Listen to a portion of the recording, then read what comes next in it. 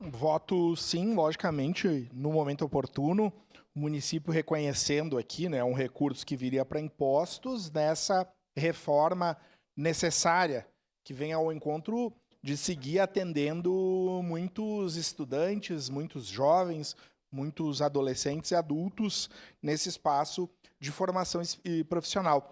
Mas eu só quero aqui fazer um breve comentário. O vereador Fiuza trouxe um retorno aqui sobre a questão da entrega da obra do João Desorze.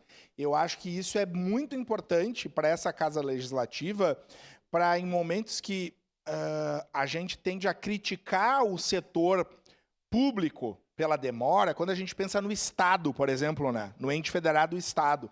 Na demora que tem, o vereador Bressan aqui, é um absurdo nós ficar 5, 6 anos para fazer um muro de pedra.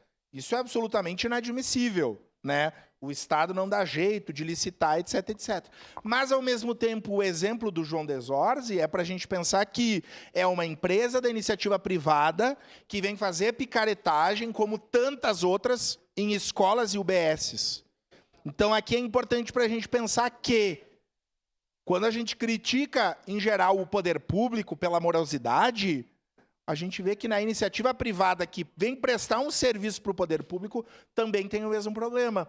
Eu fico pensando, será que nós estamos fiscalizando as obras que acontecem no município de maneira adequada?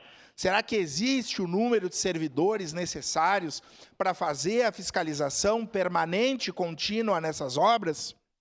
É uma pergunta. Está aí ó, o vereador Fantinel, que é da construção civil. Meu pai também ficou 65 anos trabalhando como pedreiro na cidade. E aí, quando fazia uma reforma lá em casa, o meu pai ia lá olhar. Agora ele tem 89, mas se faz uma reforma, ele vai lá. Esse não pode jogar fora esse... É gringo também, né?